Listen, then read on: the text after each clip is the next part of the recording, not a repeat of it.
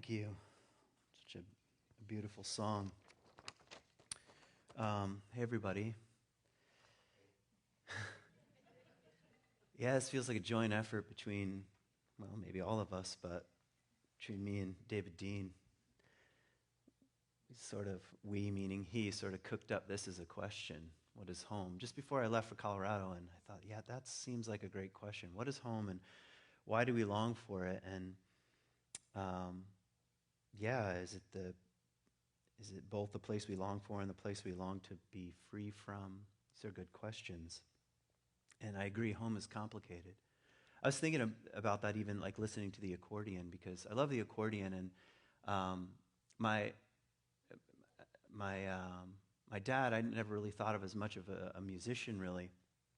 He couldn't sing, when I mean he couldn't sing, I mean it sounded terrible. And then one day, I was, probably in my 20s or something. He's like, I can play the accordion. I was like, can't not. And he picked one up, and I was like, what the heck? Like, where's that been? I had no idea. Something he had to learn in Belfast, where he grew up, which is another odd, question. Like, when you are born somewhere and live most of your life somewhere else, where is home? Even this morning, I was making my coffee, and there was something about the smell of it, and it reminded me. You would think I would be thinking about this, but I wasn't thinking. The smell reminded me of being on the northern coast of Ireland. I have no idea why, but that's what popped into my head. I was like, I was thinking about the landscape and the wildness that still is much of Northern Ireland, yet I was born in Virginia, to the son of immigrants, and I'll probably never live in Virginia again. But when I die, I could easily conjure up a certain image that I have right now in my mind of the way the hills are, the Appalachians against the sky. It's like, man, what is that? Why is that create a certain kind of longing or grief or even love? Where does that come from? Where does that reside? And and what about the question of belonging and the question of being known? And so these are just things that are just arising, listening to the meditation and the songs this morning. And here's the reading. This is from Rebecca Solnit. The stars we are given, she says, the stars we are given, the constellations we make. And I was just in Colorado at 9,000 feet for 10 days. So a place where you can still see constellations and the Milky Way and the Black Bear, which walked through my camp and gave me a little look. And amazing. The stars we are given, the constellations we make. That is to say, stars exist in the cosmos, but the constellations are the imaginary lines we draw between them. And actually, I want to ask her, are they imaginary? Is that the thing that's at work? Maybe.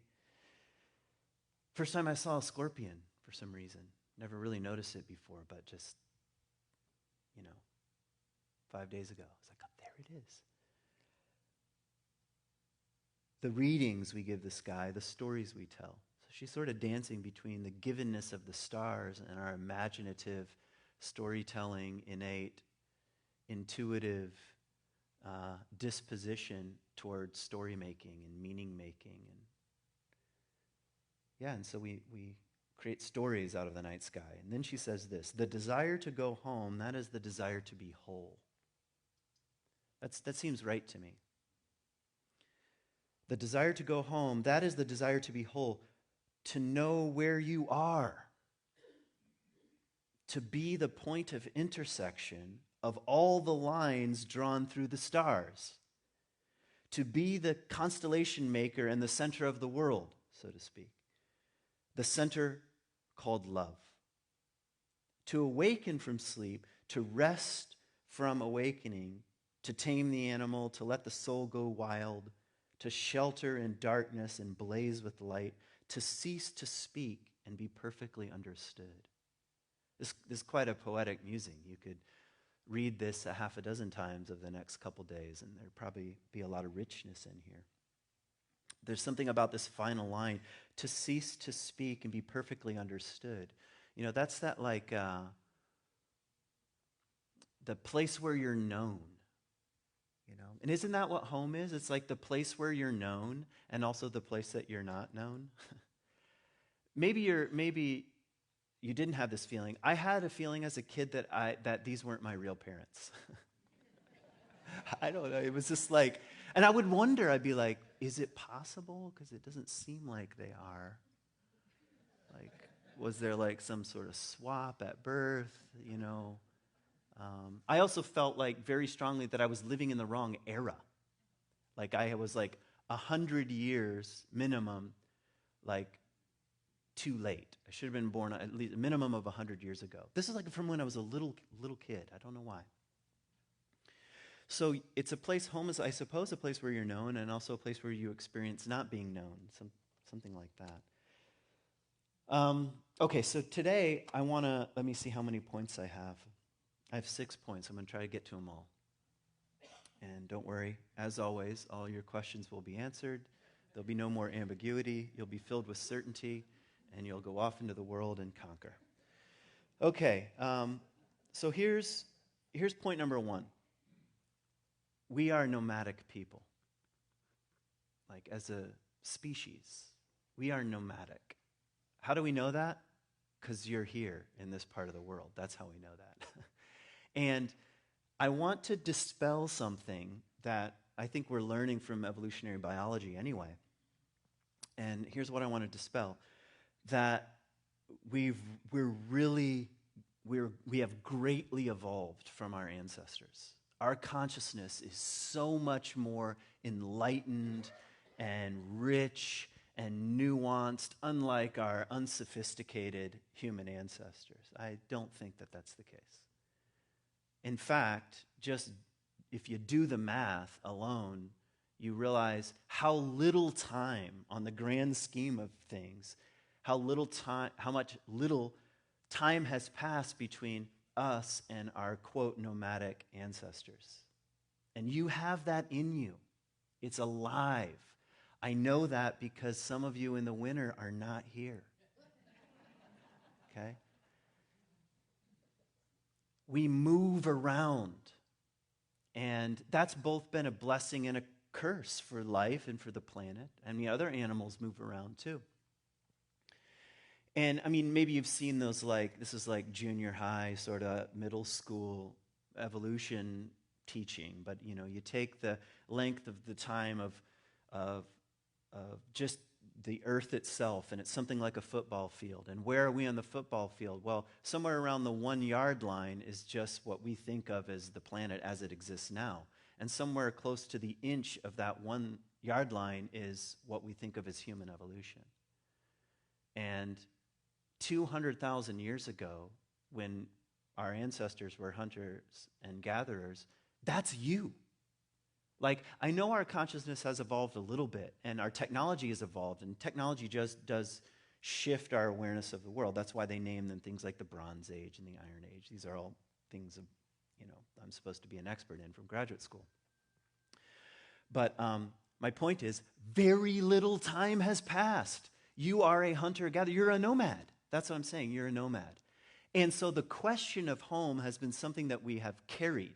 And it's both a psycho-spiritual question and a question of physical geography, of land, of river and stream and ocean and soil and relationship with plants and animals, and also what we would now call the psychological or the spiritual conversation that takes place there. It's not just practical. There's something about the dynamic between the feeling sense of home and relatedness and the practicality of home and relatedness. Like, can we live here? Is it safe? Is it good enough? That kind of thing. That's my first point. And so what would we expect to find if we're nomadic? We would expect to find stories that would involve the following themes: exile, wandering, return, longing, home, repeat. That is every myth you've ever read. That is the Bible that is for sale in the lobby. I'm sorry, I was trying not to work that in, but I worked it in. I have a study Bible too, it's...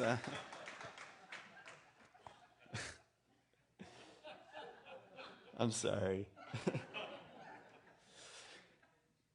If you're watching online, that makes no sense at all, and I'm not going to explain it. All right, it's every story we've ever heard. It's the story of the butterfly here in the song, too. It's like exile, wandering, return, longing, home, and then some kind of repeat. Okay, that's point number one. Point number two. I wanted to spell another I don't like to call them myths because I'm a fan of myth, another caricature. And that is that the sacrificial systems that we find in every single ancient culture that we know of come from primitive and dumb ideas about the way the world works. All right? Most people think, oh, our ancestors were really afraid of the gods. And if they didn't cut up animals and feed the gods, then they were going to be burned. This kind of thing. That's a cliche. It's pretty deep in especially Western Christian consciousness, mainly. But that is, now, whether or not they were afraid of the gods or not is neither here nor there. Some gods are quite terrifying, and other gods, maybe not so much. But that's neither here nor there. The sacrificial systems that our ancient ancestors came up with was really about relationship with the land. Like plants, animals, water sources, and weather. To be out of relationship with the land was a serious problem. And even if you take the biblical feasts, there are something like 7 or 8 feasts. All of them weren't invented by the Hebrew people, but were sort of shared among their neighbors. They're just it's the agrarian cycle. That's all it is. It's agriculture. Now you could ask what were nomadic people doing, but I don't want to do a whole thing on that, but let's just stick with agriculture for the time being. So every single time of year, something important happened agriculturally, like rains or harvest or planting. And in order to make that sacred, they came up with these systems that what we're given from the earth, we give a portion of it back. And there wasn't a division between God and the earth, or the gods and the earth. That you were in the land of such and such a god, and they meant that quite physically. It's a much more incarnated view as far as we can tell from the few sources that we have on this kind of stuff. In other words, they didn't have like the watchmaker view of God. Like, I don't know if you ever heard that argument. It's like, if you found a watch on the beach, you would think there was a watchmaker. Well, what's revealing about that is a much more cold and distant God. That's a much more modern, mechanistic notion of God than our ancestors had. The gods were infused in the land. So where am I going with this? The sacrificial systems of the world invited ordinary people into, a word I've used before here, sacred reciprocity with the places that they lived. All right? They're in a sacred, reciprocal relationship with the land. Now, you think, well, we don't really have that anymore. I guarantee you, if our water system was poisoned, like it was in Rockford, where I grew up, you would change your mind about that.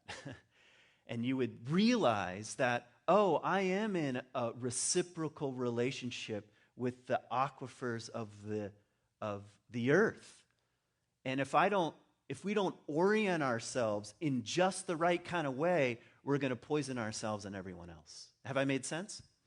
All I'm saying is the sacrifices were an example of that. I'll give a portion here. I'll make certain prayers. I'll recognize that next year this may not come. I need to behave in a certain way in order for there to be, productive crops, so forth and so on. Now, what does that have to do with home? That's what one definition of home, the kind of place in which you are in a kind of sacred reciprocal relationship. When you're not in that kind of relationship, things go haywire. Then what kind of relationship is? It's just a relationship of resources, mine for the taking. I'm going to get all I can, well I can. That's not a very sacred reciprocal relationship. So it poses a problem when it comes to home. All right, point number 3. And this is great. Thanks, David, for starting us off, because I want to talk about Eden too. So, one of the interesting things about the Genesis story is that the point of the story is that they got kicked out of Eden. Like, that's the point. And it's an important point to make. It's sort of saying consciousness looks like living east of Eden. All right, that's what consciousness looks like. And that's what human consciousness looks like. It's a kind of gift. It's a kind of terrible gift, the book of Genesis. Like, here you go. This is what it means to be human. Oh, out of the womb, out of Eden, you get kicked. And you can't go back. And in the Genesis story, there's an angel with a flaming sword that prevents Adam and Eve from going back to Eden. Which I'm telling you, you read this story, and it's kind of terrible. I used to teach high school religion and Bible, and my students would, they'd be talking about this, and I remember one student saying something like, "I'm just so sad that Adam and Eve ate the," well, it doesn't say apple, but that's what they said. They ate the apple, and it could have been, we could have just been in paradise forever, and I felt something like, that's the wrong reading of the story. It's like every time you hear a story and it begins with, all right, you can have, this is great, everything is perfect, you can have all your needs are met, except you can't do this one thing, which is eat from the tree of the knowledge of good and evil. You know what's going to happen in the story, correct? That's what's going to happen. It's like that's in every single myth that we know of. Whatever is forbidden, you're going to go toward it. And that's part of the human condition. And so what the story is saying is, once they dine from consciousness, and they're aware of death and mortality and morality and ethics, you cannot go back. You're kicked out forever, but now you're fully human. What were you before? Well, you're in the womb, so to speak. So the Garden of Eden is playing with the womb imagery. The womb is great. You're all comfortable, you're warm, you got your little umbilical cord, everything is just pumped into you. It's like, what's that movie? Wall-E? Is that it? Is that little, someone help me out. Okay, Wall-E. They're hooked up to this machine. Yeah, on the other planet, and they're like all in these lazy boys, and that's the womb, okay? And from a psychological point of view, that is that pull that will never go away. I wish I could go back to the womb, okay? Some people call that marriage, Take care of all my needs. Pump me full of, whatever, so forth and so on. So it's like, yeah, there it is. But the Garden of Eden story is saying you're kicked out of that forever, and it's going to suck. And I mean, that's not a direct quote, but it says that there will be pain in childbirth. It's going to hurt, all right? And you're going to have to work, and you have to toil. It's not just going to fall from trees and be a paradise, and it's not the umbilical cord anymore. You have to cut that. That's why cutting the umbilical cord was always a sacred rite of passage. You can't go back to the womb, it's saying. Although, here's the little caveat, we still feel the pull. So if you're asking the question of what is home and why do we long for it? Well, partly we long for what we cannot have. We long for that kind of blessed oceanic union that we can't quite ever get back to. That's part of the human condition. And so we're kicked out east of Eden. And now we have to figure out what it means to be conscious. And that's why we're wanderers. That's why we're in exile. And we go from place to place. Practically, but also spiritually, psychologically. That longing wakes up, and we meet someone and we think, maybe this is my Eden, Like you've heard two lovers, like it feels like, I've always known you, even though we've been talking for 5 minutes and we've had 5 drinks, this kind of thing. I feel like I've always known you, and what's being activated there? Well, partly that completion that we feel, incomplete in some way. It's like what she says here. The desire to go home is the desire to be whole.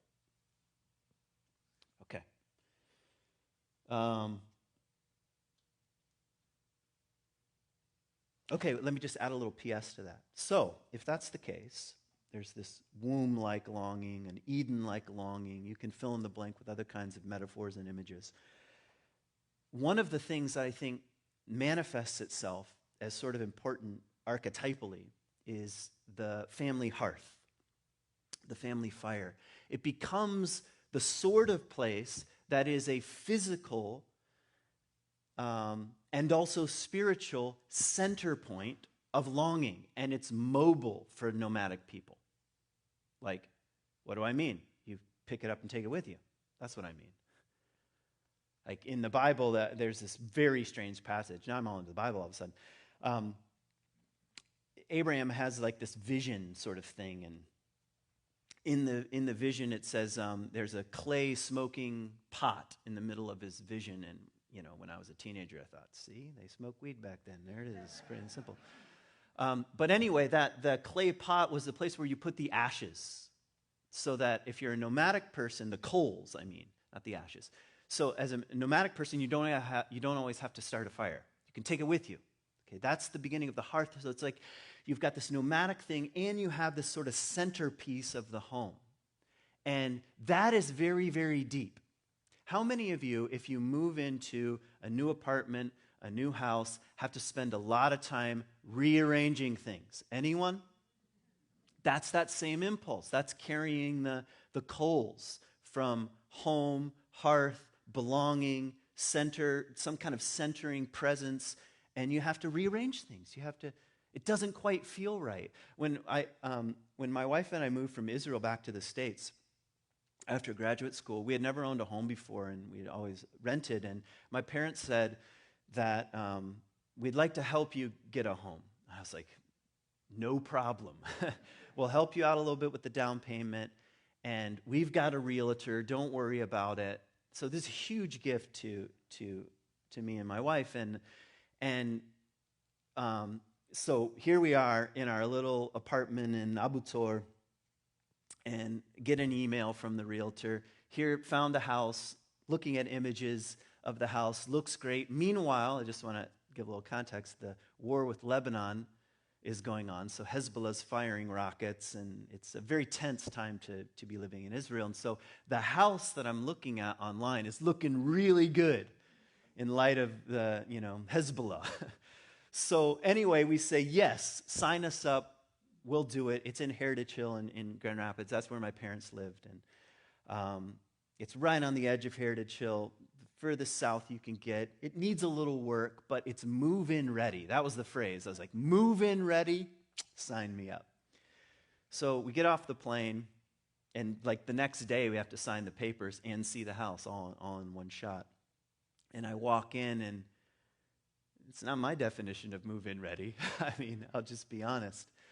The brick kitchen that I thought was brick online was faux brick and was covering up moldy plaster and something like 10,000 cockroaches. The ceiling looked a little lumpy, and I realized over time there are about 7 layers of plaster covering up a leak that somebody had been trying to cover up for, 50 years. So, what happened to us? Well, besides freaking out and blaming and finger pointing and hating the realtor and all this kind of stuff, we signed the papers and moved in, and it didn't feel like a home. Like, it felt off, and some kind of compass went off, which was, if we don't make changes here, this is not going to work. And we spent about 8 years making those changes. And it really wasn't until I looked behind every single wall in that house and tore everything out that I felt like it was becoming home. It was taking those coals and trying to situate them somewhere in the hearth. And I want to ask, where does that come from inside us? It is a kind of orienting feature. And when it's not there, it's, something feels like it's missing. So home, my point here, is something we also co-create. It's something we experience sort of physically in an actual place in a land where we eat food and there's a kind of economy at work, and it's also a smaller thing that we co-create, that it feels like there's a kind of artistry involved. Have you ever been invited to someone's house and you can tell they have really done a good job and it really feels like home, both to them, but you also feel, in a way, at home there? It's not just like a cookie cutter thing that you just go to, is Art Van still a place? I don't think it is. Like an Art Van living room, like I'll take that, and it just like gets transplanted. And no, there's like character to it. There's nuance and beauty, and these things matter. All right, point number 4. I'm going to run out of time here. That's all right. Okay, this comes from Bill Plotkin, one of my teachers, and so he calls one of his definitions for the soul is what he calls an ecological niche, which I think is an interesting phrase, an ecological niche. And he partly says that because all things have souls in that sense. They inhabit a place. It's an ecological niche. The butterfly inhabits an ecological niche in the web of life. And that oak tree out there is itself, by itself, doing its own thing. It inhabits its own soul by inhabiting an ecological niche. And human beings are a little more complicated in how they inhabit an ecological niche. Like what's happening with the geese going north-south, is north home, is south home, and well, I don't know the answer to that question. It's a good one. If we step back, we can see, at the very least, they're inhabiting an ecological niche that is somewhat fixed in the world, unless there's some sort of natural disaster, their habitat changes, or something like that. But with human beings, it's more complicated. What is your ecological niche? So that's one of those questions I'm not going to try to answer, but I'm weaving it into the question of home, because part of what's happening on the level of the soul is that we're longing for the place that we call our own. Here is where I stand. Here is where I know myself and I'm known, a sense of belonging, and with human beings, a sense of cooperation, conscious cooperation with the place that I'm inhabiting. That's an ecological niche, or at least partly to define such a phrase. And part of that ecological niche we could also call discovering more of our wholeness. I'm getting that from Rebecca Solit's quote here. To desire to go home is the desire to be whole. It's like a rounding out, a filling out. I feel more myself here, standing in this place, being in this place. And maybe it's not so fixed, because what was my first point? We're nomadic people. So it might change, or there might be, it can evolve in some way. Okay, point number 5. I am going to finish all my points. Point number 5.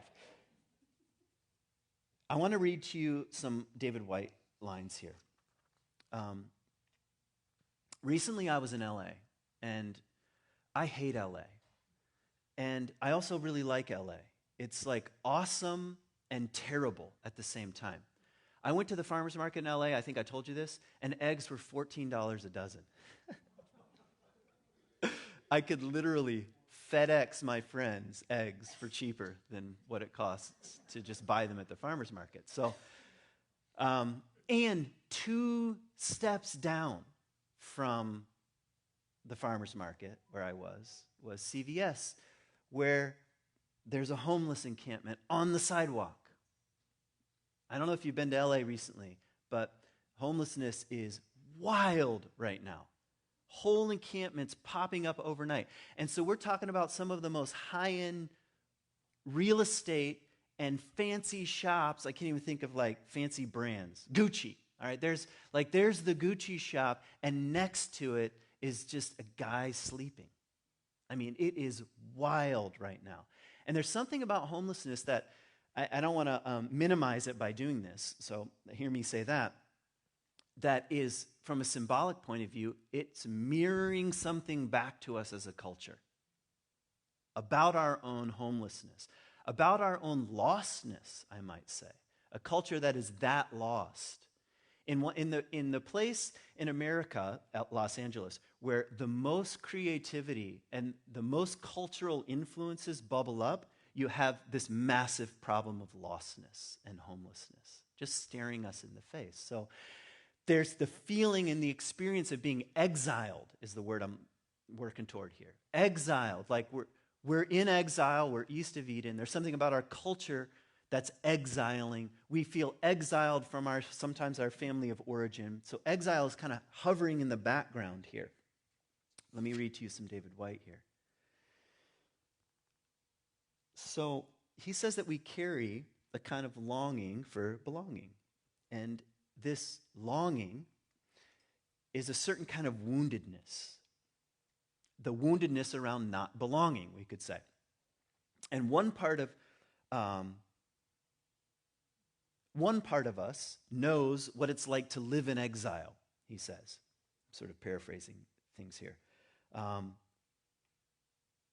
And so he says, and here's what's interesting. When we feel the experience of exile, being exiled from ourselves, a feeling of our culture being exiled from something, he says the most important thing is to turn our face toward home.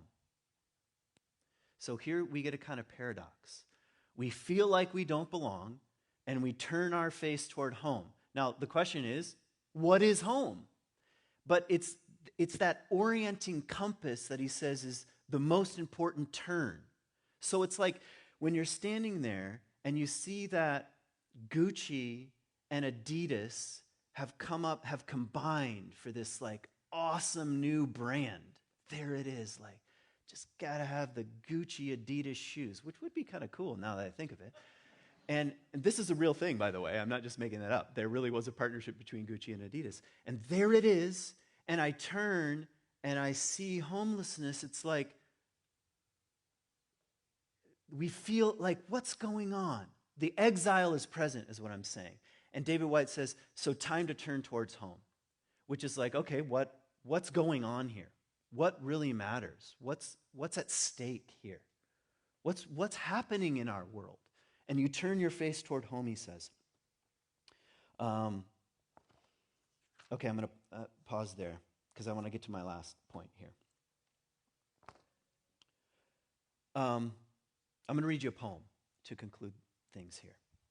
And my point this morning has been just to stir the cauldron here in the family hearth and to awaken our own longing, our own sense of exile, our own sense of home, our own wonderings about what is my place in the world and my own geographical niche, my own ecological niche.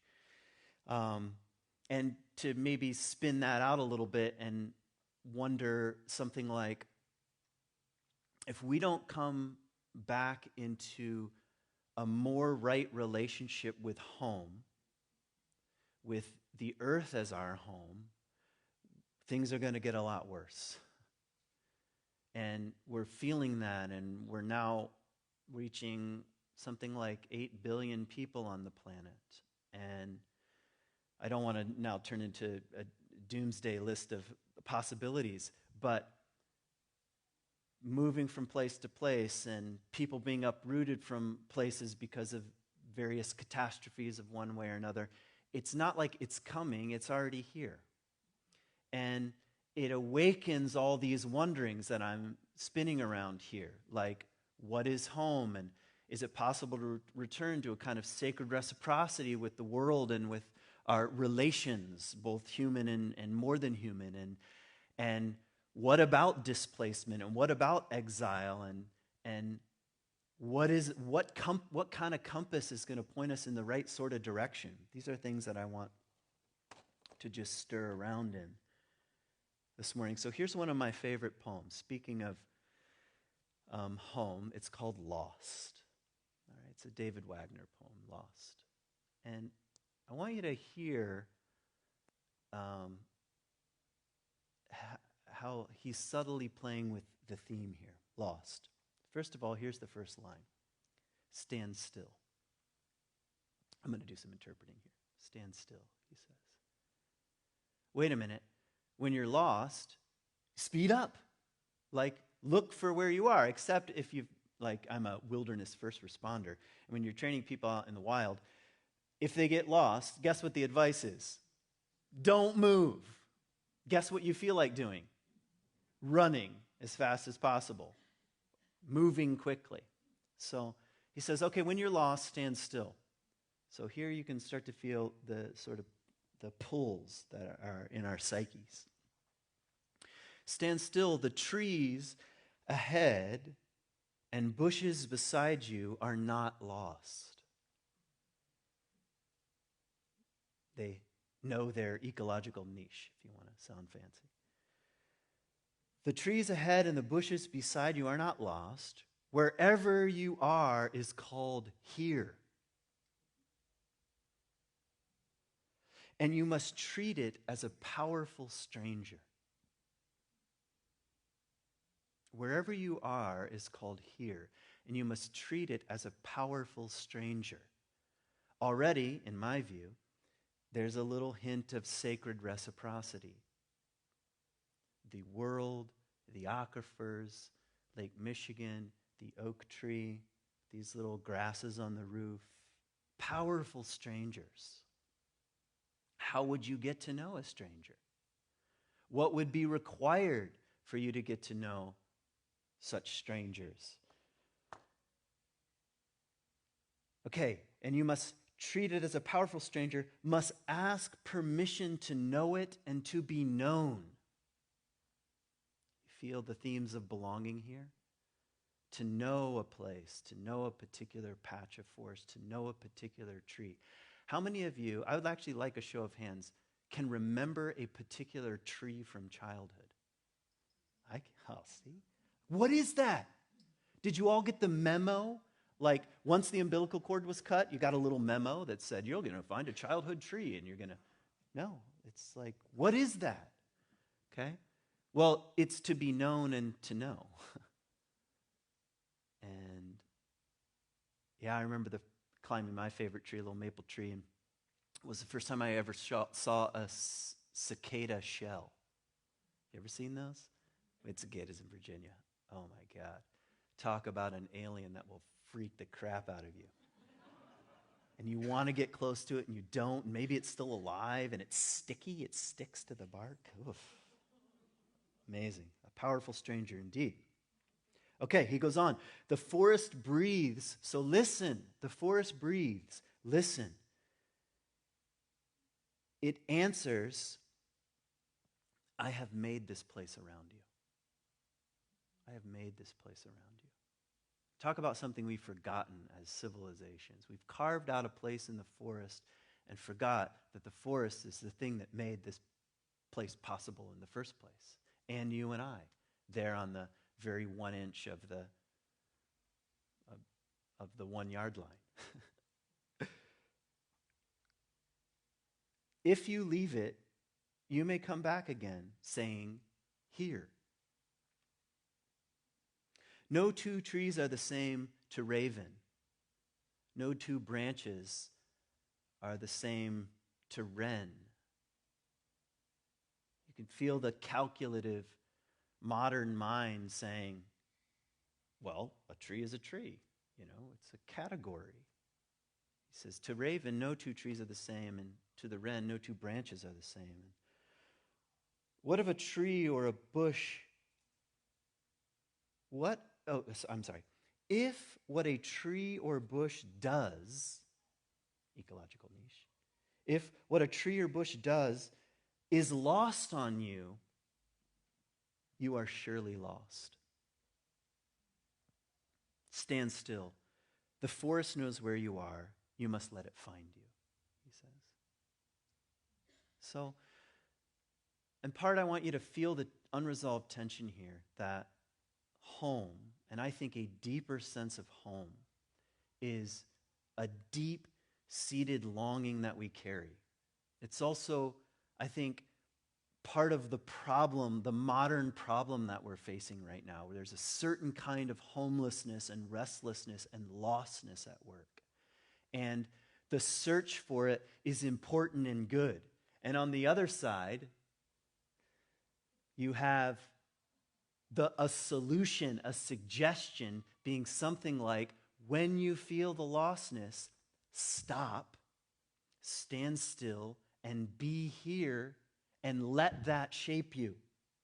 The forest knows where you are. You must let it find you. So this tension between being found and looking, between the place we long for and the place we long to be free from, to quote David, this is the right kind of tension that creates the right kind of alchemical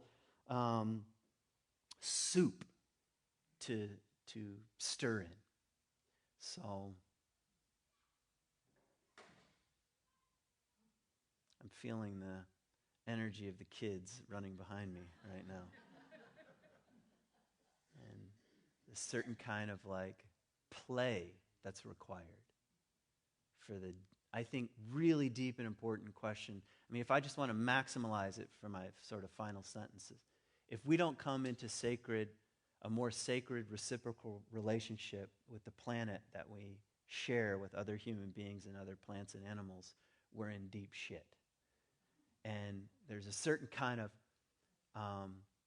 play and longing and posture that I think is required for that kind of dance to continue. So that's what I got for you today. Thank you.